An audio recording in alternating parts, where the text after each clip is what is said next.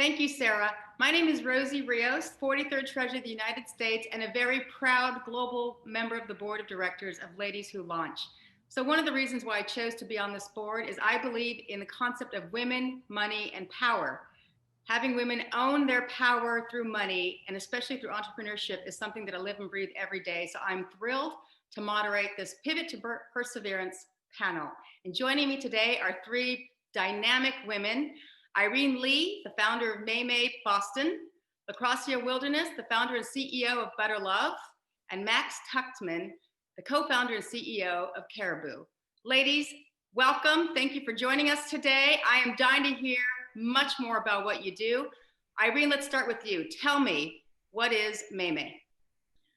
Well, before the pandemic, Mei Mei was a food truck, small restaurant, and caterer here in Boston, Massachusetts. We are a very farm-focused business, and we were also doing a lot of work to try to push the restaurant industry forward in terms of job quality, quality of life, and empowering employees. And right now, Mei Mei is a lot of different things. We've gone through being a grocery store, an emergency feeding organization, and our final pivot is to create a packaged dumpling product. And so I'm really excited to talk more about that today. Excellent, excellent. Lacrosia. I am Lacrosia Wilderness. Thank you so much for having me. And I'm the owner of Butter Love by LC, which is an all-natural skincare line that caters to healing skin ailments and promoting all-around self-care. We offer a bunch of different products from bath salts to body butters, lip balms, etc. And this during this pandemic, we really tried to hone in on what it means to take care of self when the world is kind of in chaos and disarray. So one of our main focuses was to promote our product in a way to give people a sense of calm during the storm. So yes. Excellent, great story. Max? Hi, I'm Max. I'm the CEO and co-founder of Caribu. We bring families together through virtual playdates. So we're the leading educational family entertainment platform that helps kids 0 to 13 to have virtual play dates with family and friends when they can't be physically together. So we had a use case before the pandemic, and then we 10x'd when the pandemic happened, and have really, I wouldn't say pivoted, but really grown into a lot of other use cases. Our core customer has always been Glamma. That's the glamorous grandma. She's always been trying to build an incredible relationship with her grandkids through phones and tablets, and it just hasn't been a great experience. And before the pandemic, we really helped a lot of traveling parents connect with their kids. And now with the pandemic, we're helping work from home parents have a virtual babysitting tool so that they can be productive on all of their Zoom calls. Boy, great timing. Well, I'm dying to hear more from each one of you. But the big question that comes to mind for me, so obviously starting a business is scary. It's got to be a big decision. So I'm going to ask all of you to kind of expand a little bit more. So what was the impetus? What motivated you to go out on your own? And so one by one, Irene, let's start with you. What was that big decision like? You know, to be honest, in our case, it was not a big decision because I don't think we really had a plan. We were watching the food truck industry in Boston kind of blossom. And for me, it wasn't going out on my own. It was teaming up with my older brother and my older sister.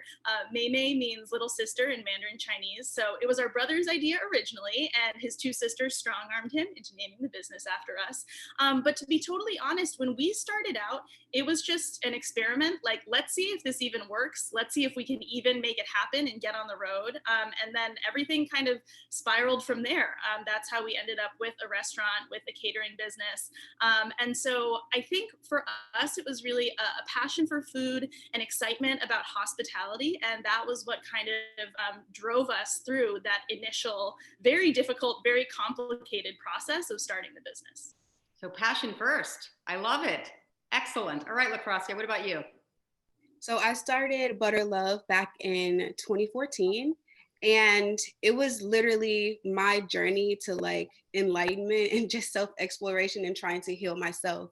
So I suffered from dry skin for so long since I was a child, and my mom worked really hard to try to find solutions for me because I would just be so irritated a lot of the time, and all the store-bought products just didn't create a solution for my skin. So when I was an adult or going into my adult years, college years, I took on the challenge to find products that worked for me. And it wasn't until like I found shea butter and coconut oil and all these amazing oils that come from the earth that I actually started to see results. So once I worked to heal myself, I then created a product that could heal so many others. And that kind of started or like kind of pushed my journey forward. And it was a friend who believed in me. Like I was making the products for myself. Like I wasn't even thinking about starting a business. So it was just this one person that I showed my product to. He had really dry feet. And I just was like, I need to help him out. And he was so excited about the product, and he saw like the change in his skin, and he's like, this is what you should be doing. And I'm like, yeah, I'm kind of just trying out new things. And he's like, no, I don't think you're hearing me. Like, this is what you should be doing. And it just like something sparked in my brain. And I came home. I was in New York at the time.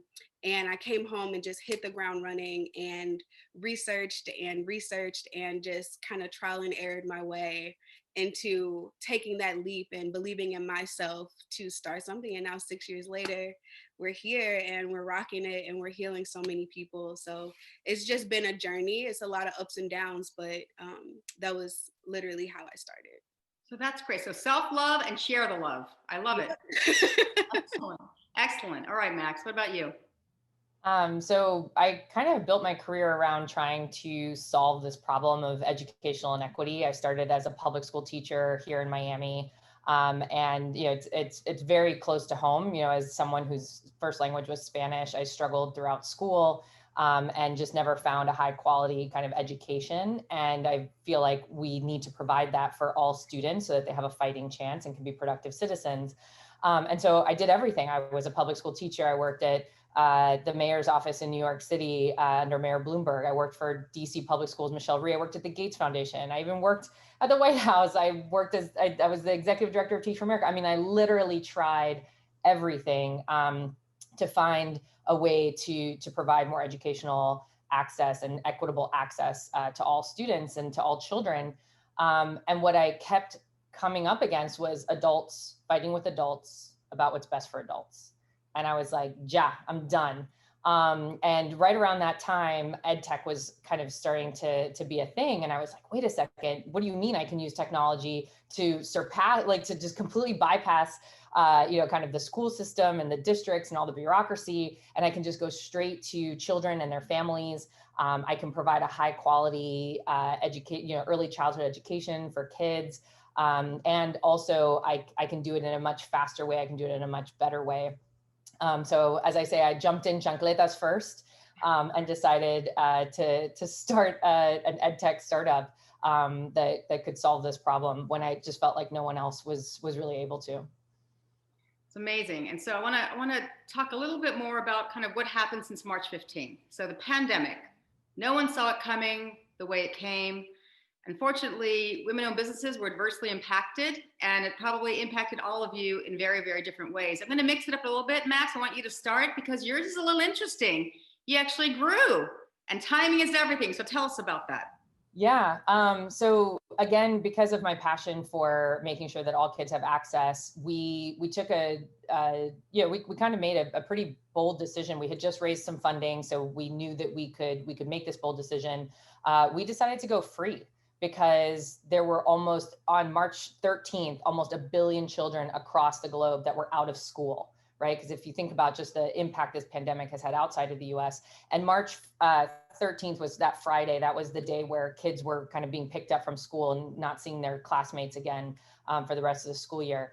So March 14th for us, Saturday, the day that will live in infamy, that's the day we went free, and we literally 10x the company. Like all of our metrics, traffic to the website, downloads, user creations, books read, activities done, call minutes, calls made. I mean, everything 10x, because I think families at that time were like, wait a second, we might be in this for the long haul. We should probably find solutions to really help us out. And we grew globally too. We ended up in 200 countries and territories across the globe. Our numbers during the shelter in place spike just continued to grow. And for us, families, I think their number one priority is to stay safe, but their number two priority was to stay sane, and still is. And I'm so grateful that Caribu was kind of the perfect product to help kids get through some of the toughest parts of the pandemic. And we grew, as I mentioned, in a ton of different ways, right? We found a bunch of different use cases with work from home parents with virtual babysitting. We saw 8 to 12-year-olds kind of join the platform, ended up bringing on content for them with America's Test Kitchen Kids so that they could do, offline, online cooking. So we should partner with Mei Mei if you have some really good recipes. And then we also brought on DC Comics, right, for the older kids to have some comics. And we just, saw the expansion of the product in ways that we could have never dreamed of. And again, I think, the pandemic has not been kind to most people, and it's not something that, I'm excited about, but I do think the silver lining was that our product was, kind of the definition of luck, right, which is, preparation meets opportunity, and we were right there for it. Amazing. That's amazing. Lacrosse, you had to pivot. So what actions did you have to put in place in response to the pandemic? Yeah, so it kind of was a crazy time for me. Like when March came, I was also just starting an accelerator to scale and grow my business.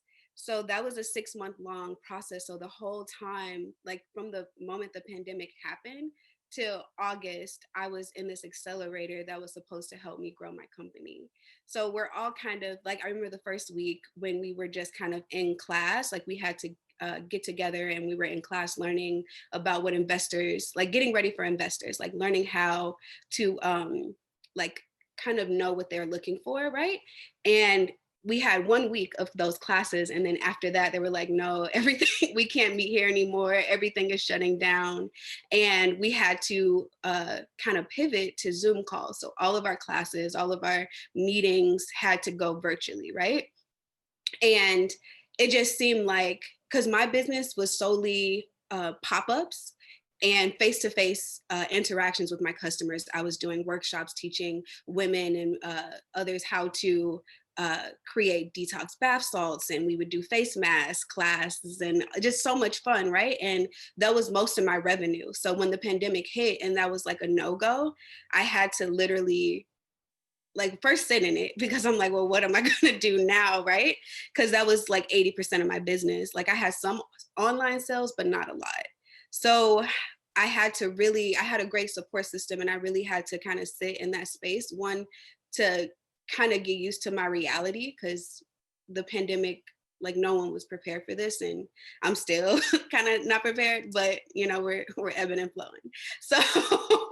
So what happened was I kind of honed in on my online sales and tapping into my customer base, because Butter Love was built on word of mouth. It was one friend telling another friend. It was me being face to face with my customers, connecting with them, growing with them, and having interactions to where we're like family at this point. So I have a really good following, and my customers are amazing, but I'm like, how do I connect with them in a way that is not face to face? So I really honed in on my existing email list. Like I didn't really tap into it at first, and I had like over 500 customers that subscribed to my email list that I just wasn't even tapping into. So that was one way to like build revenue, but also to communicate with them on a weekly basis. And I just got a lot of like good feedback from that, and my revenue pushed up from tapping into that. And then also going to online social media, creating videos, creating content, my stories, kind of boosting all of that so they can still interact with me. And I also honed in on my wholesale account. So I use this company that works with a lot of retailers. And for some, I don't know what happened, but once I kind of jumped onto that system, my wholesale accounts grew. And I have about 37 wholesale accounts now, like retailers across the US and Canada that sell my products now. So we just kind of rode this wave of like honing in on our systems and automation, and we use that to help our company grow. And it's just been a phenomenal response from our customers, a phenomenal response from our retailers, and we couldn't be happier to grow in this way.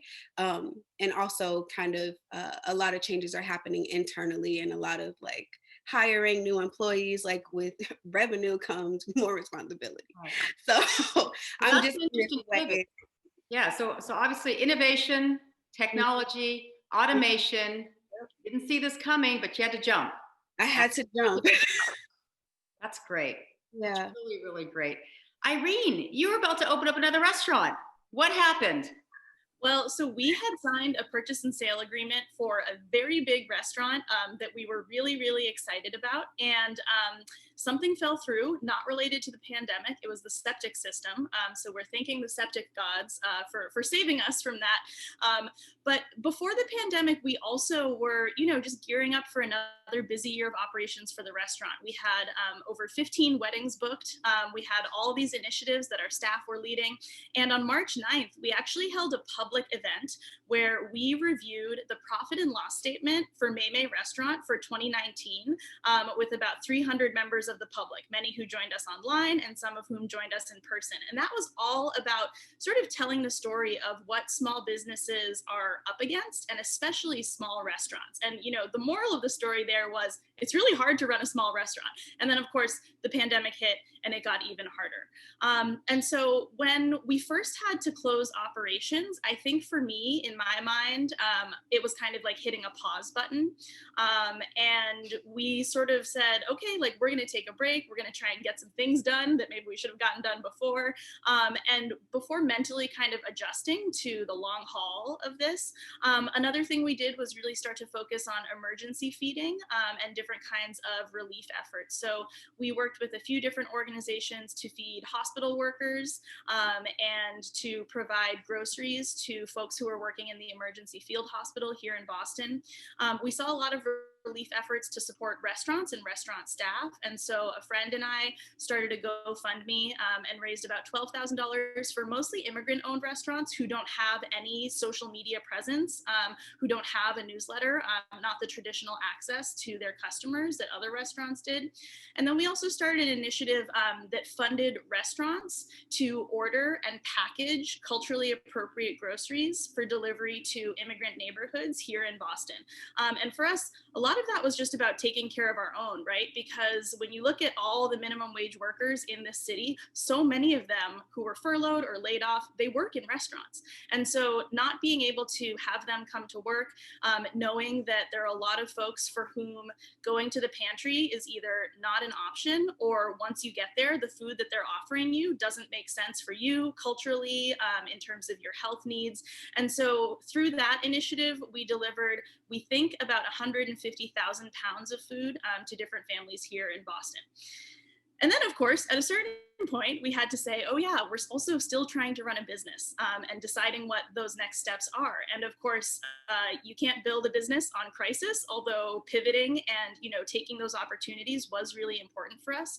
And so we really started looking around at all the different tiny little revenue streams we had going on. There's takeout, there's meal kits, virtual cooking classes, which we've actually leaned into and have started doing corporate classes. Those have been going really well. But what we saw was that our dumplings and specifically bringing those dumplings out to the suburbs to our guests at farmers markets, that was the thing that really was gaining traction in a way that was exciting. We were selling out every single week, and it was almost like going back to the food truck days, where you'd pull up with everything you made and then you'd leave with an empty vehicle. And so we decided that our next step was going to be moving to a consumer packaged product.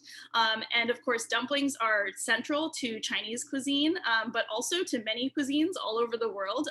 Every culture has like a delicious thing wrapped in starch, and then you fry it or you bake it or you boil it or whatever. And so for us, dumplings have always been a way to kind of express our multicultural heritage, to introduce ingredients that people may not be familiar with.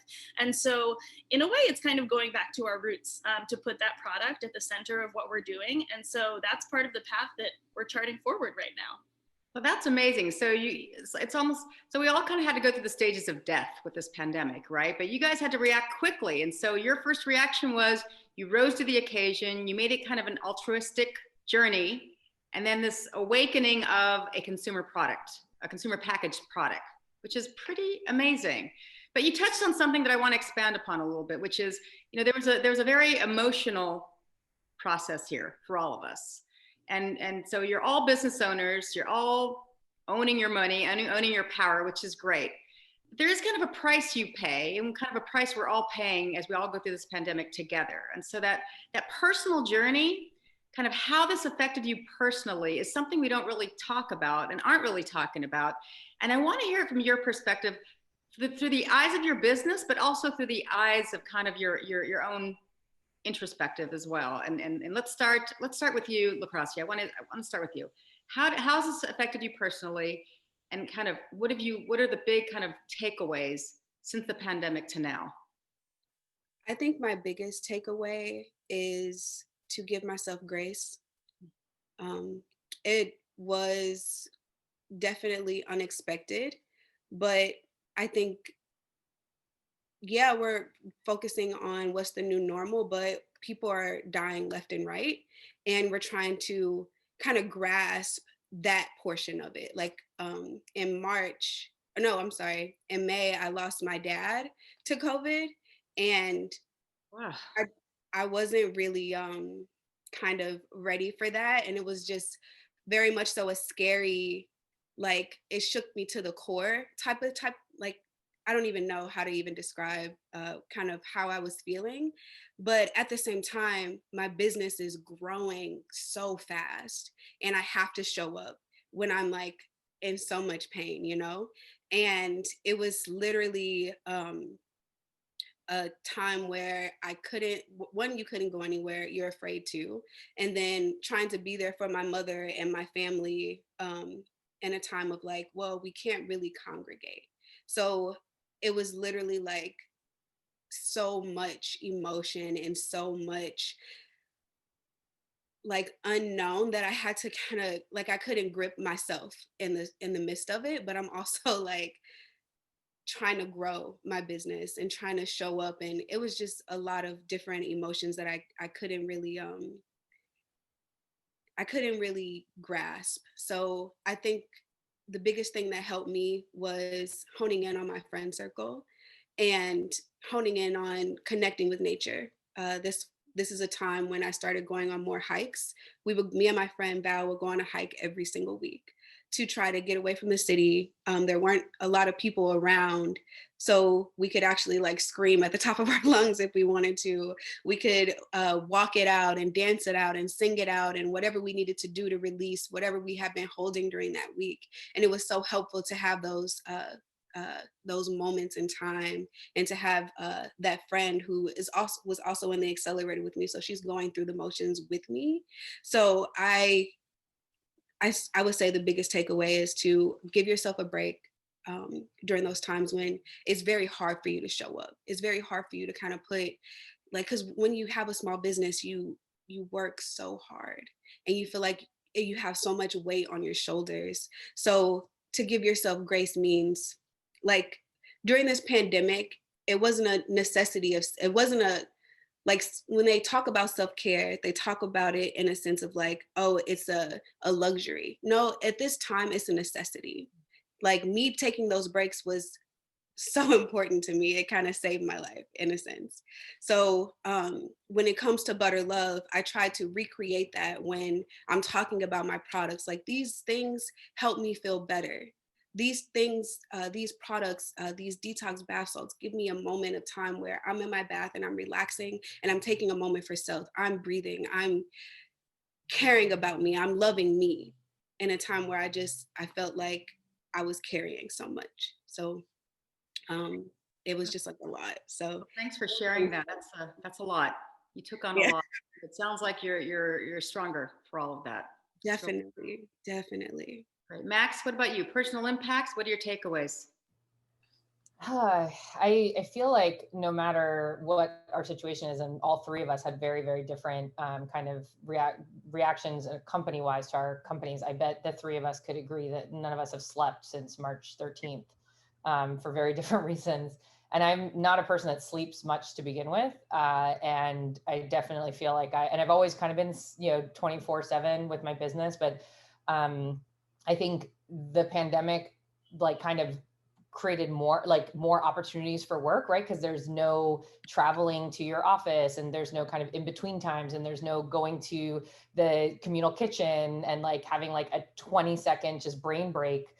And I feel like I have just been on more more than not. But I'm actually a really terrible example. You should never look at me as kind of someone who does any personal kind of relaxation. I don't take days off. I don't do baths. I probably should. I don't go outside except to walk the dog at 2 a.m. Which is also, I mean, I am like a disaster waiting to happen.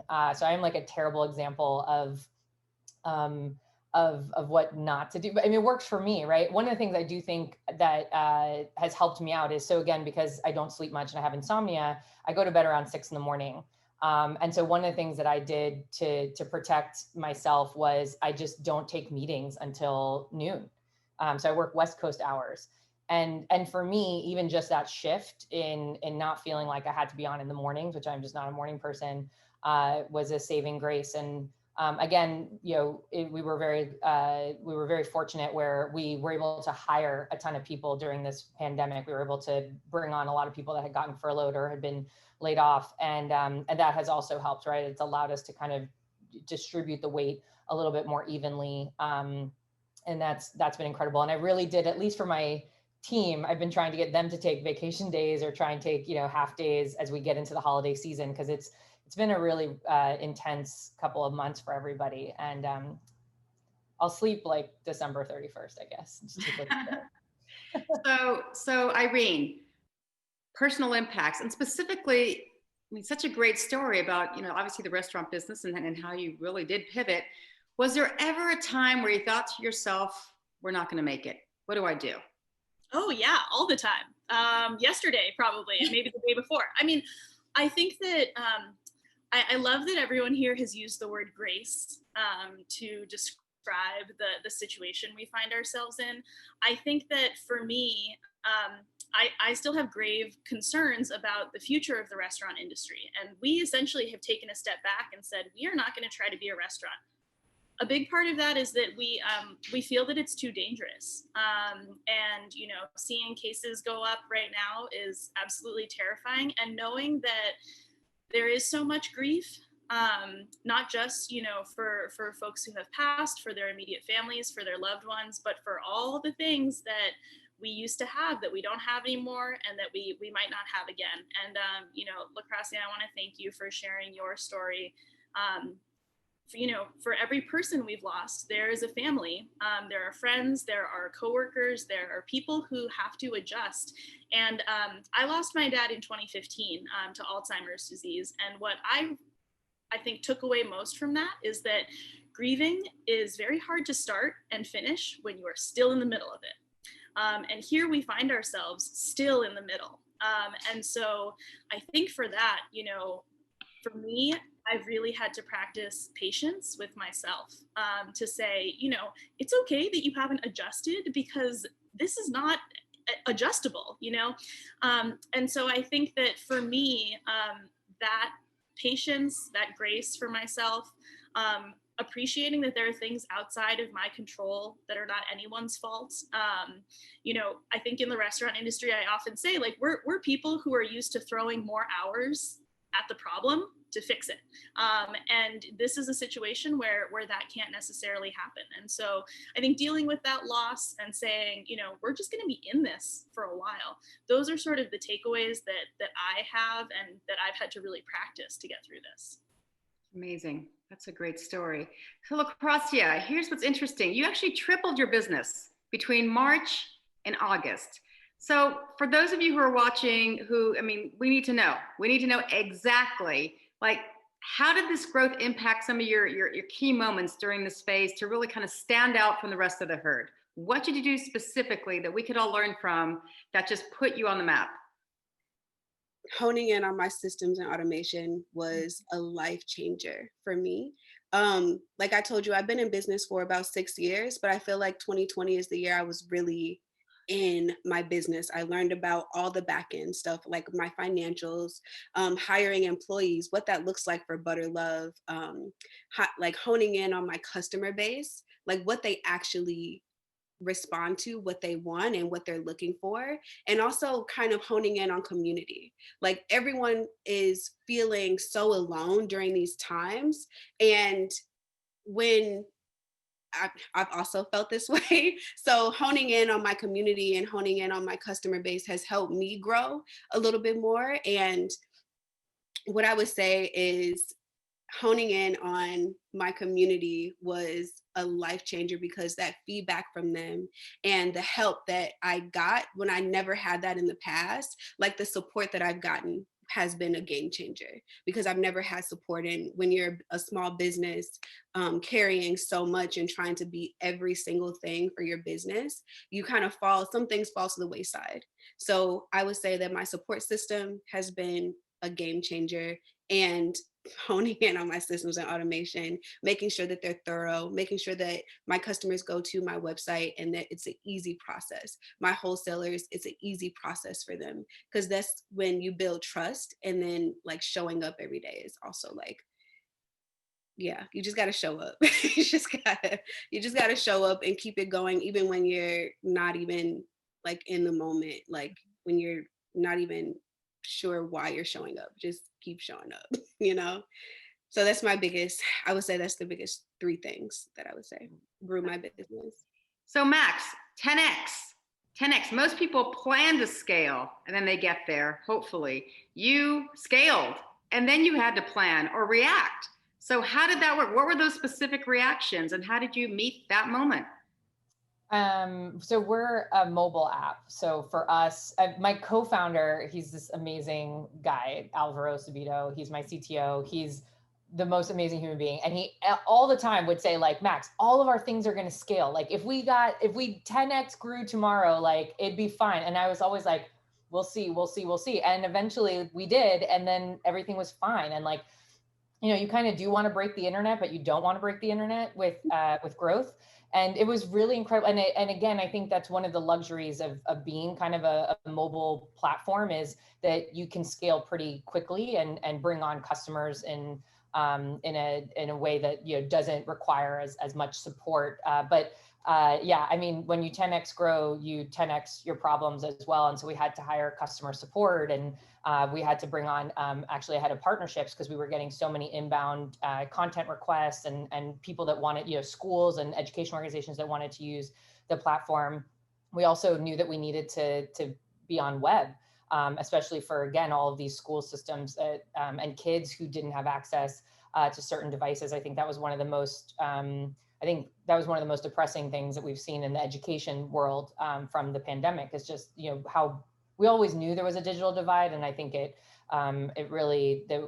pandemic shone a light on how bad it is on the device side and on the connectivity side. And so, yeah, it's been, it's every day. And I think this is what has been so exciting about running a startup, is that every day I get to solve a new problem.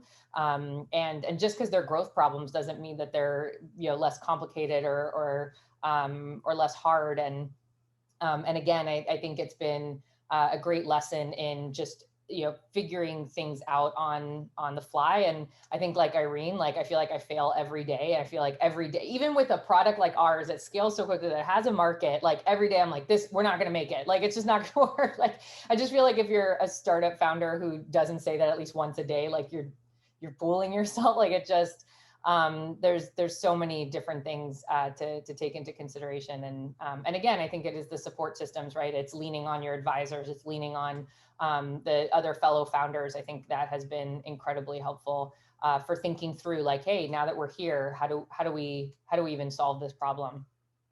Yeah, I think, you know, something that you mentioned, we as women don't always do the best job of reaching out when we need to, right? We tend to think that everything's going to be okay. We're going to handle everything on our own.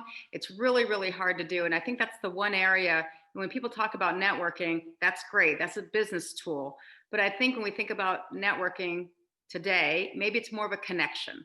So how do we find that connection to really address what I think is really kind of a really stressful, emotional time for all of us? And so for me, I'll give you a great example. When the pandemic hit, my two kids who are adults came home. They came home for about 3 months, and it was the best time for us to really spend this quality time that I never in a million years thought I would get back into my life again. And boy, did we really kind of milk it. We spent an enormous amount of time outdoors. We went through a bunch of photos. We went through a bunch of videos. We went through a bunch of kind of keepsake items that were really kind of special. So for me, that was very stress relieving. That was an emotional journey that I had no idea I would ever be taking, much less with my kids. And so you kind of, have to make lemonade when you can. And so tell me what those lemonade moments were for you that that helped you through this. Again, this concept of stress and what I call, and people think mental health is such a bad stigma. I kind of refer to it as emotional health, which is more proactive, perhaps more proactive, how to alleviate the stress in advance and also kind of keep it going as a way of life. So, Irene, let's start with you. What would you say for you those stress relievers were, and how are you nurturing that today? Oh gosh. Well, I think that for me, the biggest stress relief has been, taking myself out of the workplace physically, and sort of checking myself out mentally. I listen to a lot of podcasts, which kind of help me decompress a little bit and give me What's your something favorite one? Got to ask you. Favorite podcast? Oh my gosh. Right now I'm listening to This Is Love with Phoebe Judge, and it's all these kind of little episodic examples of love and passion from the world. And those are really beautiful. Definitely recommend that to everyone. But I also think that finding moments to laugh, especially, with the team, to appreciate or embrace absurdity. And there's a lot of that right now, I think, for a lot of small businesses. Those to me are moments that if everything were going as planned, we probably wouldn't have in quite the way we have them now. And so I think at a certain point, everyone has to kind of throw their hands up and say, I don't know how to deal with this, or this is just so crazy. And for me, getting to share those moments with the team a little bit more intimately than I may have before, that has actually been, I think, one example of lemonade at Mei Mei. Excellent. Lakasha, you mentioned you found the outdoors again, and obviously you're a fabulous support network. And so is that something you still nurture today? Anything else you want to expand on? Yes. One thing I wanted to, when you first asked the question, it was the fact that, yeah, I honed in on my community, but I also kind of took in all of the emotions that I was feeling and just let them come in. You know what I'm saying? They don't have to stay there. Like all emotions are temporary. And to have that reminder has been a game changer just for my thought patterns. Like, I'm just going to keep it real. Like yesterday, I had a breakdown on the phone with my mom because I just felt just so much pressure. And I'm like, Mom, I can't do this. And she's like, no, you're doing so good. And I just remember saying, no, I'm not doing enough. I'm not doing good. And she's just like, just take a deep breath. Do you need me to come? And I'm like, yes, I need my mom. So those moments of like, it's okay to cry. It's okay to like freak out because it is temporary. And then you lean in on your support system and the ones who love you the most, and they show up, and those moments in time where it's just like, okay, I'm supported, I'm loved, I'm abundant. I can get through this. I got this. And now I feel empowered. Like she came and she helped me, but now moving forward through the week, I still feel that support. I still feel that love. And now I can ebb and flow through whatever is to come this week. You know what I'm saying? So I think it's just so important to have that reminder. Like if you're starting a business and you feel like you don't have anyone, call your mom. One. And then also just find your tribe. One thing that I really, really loved during this pandemic was, I used to go hiking with my friend Val every week, but now I go every Sunday with a group of girls who are all healers, who are all like business owners and manifestors and just good vibes and good energy. And we do this every week. It's like a ritual of ours. And it's just a time where we get together and we put whatever we took in that week and we let it go in the woods and we start again fresh that Sunday. And we get lunch after and we celebrate the growth and the trials that come with just life. Like we're all different walks of life, but when we get together, it's like our ritual. So it's so important that you have that. Max, what about you? Stress reliever.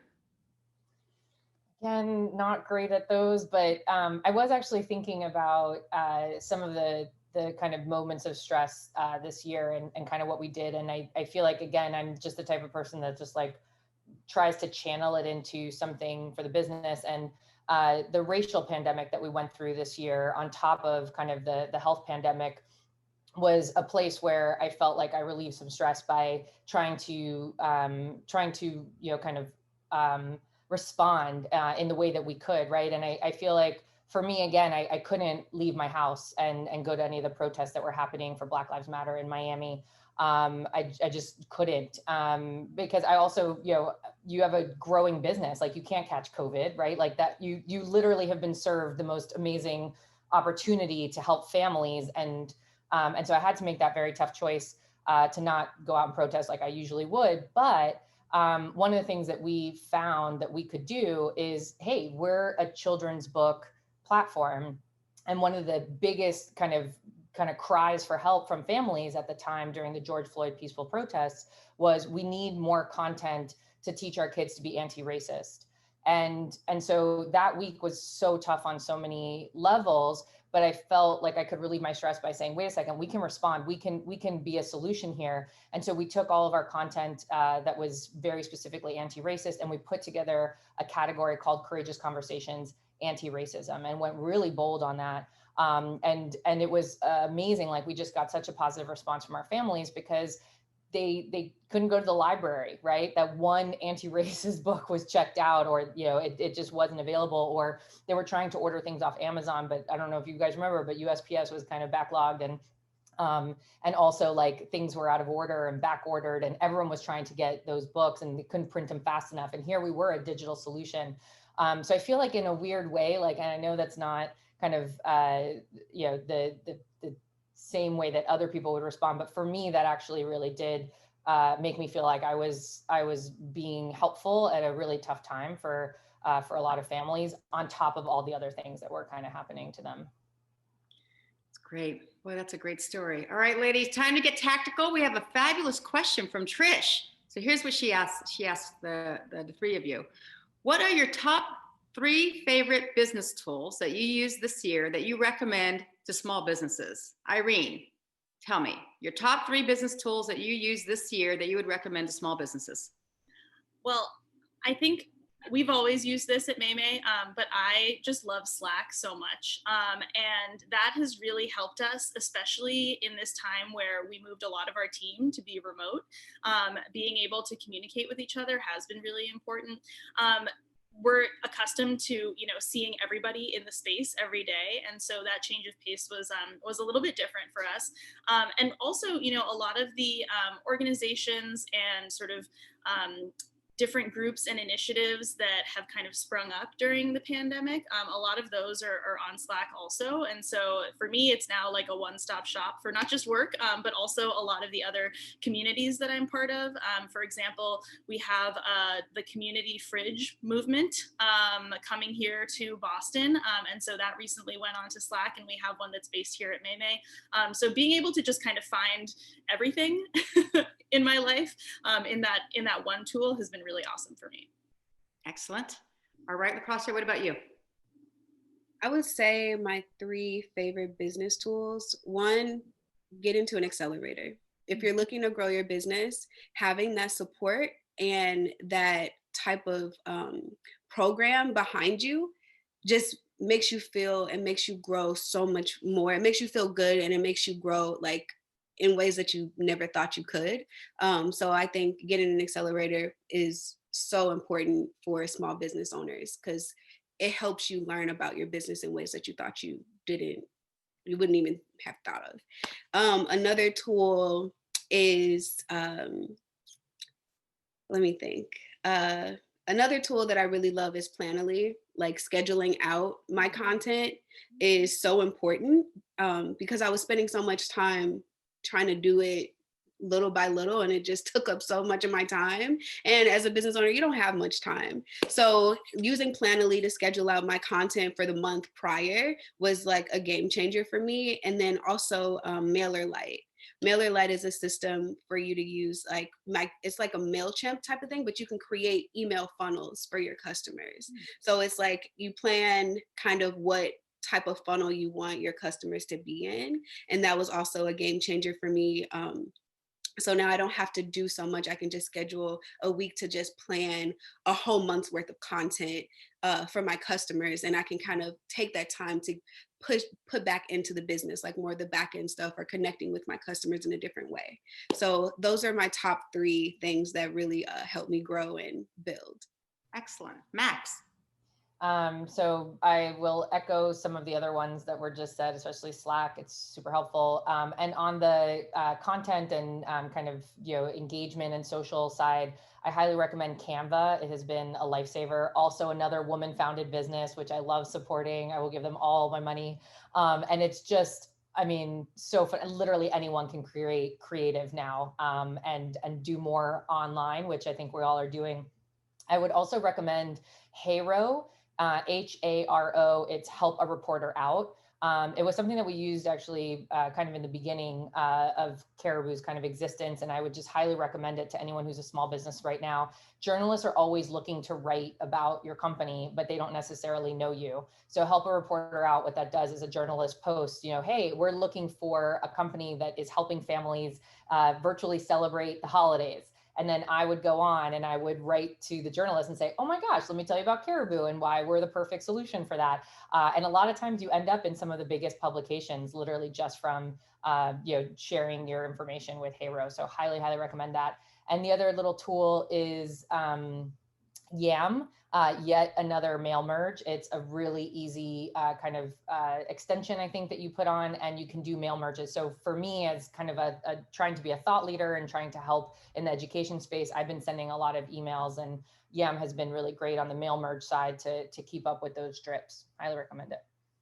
Well, this is great. Thank you so much, ladies. Okay, so as we end every Ladies Who Launch event, we want to ask you, what is the one action that you want every entrepreneur to take this week? Irene, go. I think this has been such a hard period of time to find moments for reflection. And so what I would say is find an artifact. It could be an old email. It could be a journal that is from maybe the year you started or the month you started, and take yourself back to that place and appreciate how far you've come. And you've overcome things that you probably didn't think you could, and you will continue to do that. Mei Mei restaurant turned 7 years old last week, and we pulled out the comment cards from our guests from year one, and actually from month one. And I just remember there were days back then when I definitely didn't think we were going to make it. And so knowing that 7 years later, we are still doing this, even though it's different, I think it's always really helpful to take a step back and appreciate the progress, especially when we can get so mired in what the current problem is. And so I know everyone here who's watching has made incredible progress in the years that they've been doing this work. So hope everyone gets a chance to appreciate that. Lacasia, what about you? I would say one action that you should have is to know that the fear can't go where you're headed. So put all of that fear, keep it in the past, and just move forward, because where you're trying to go, you can't take that with you. So leaving it where it is and just start whatever your passion is, whatever your dream is, and leave fear in the past and move forward. Excellent. Max? I would say that I know this is a really tough time to start a business, but a lot of the most successful businesses were started during very tough times. And I feel like if you have an idea, something that the world needs and something that you can build to make the world a better place, there's no better time to do that.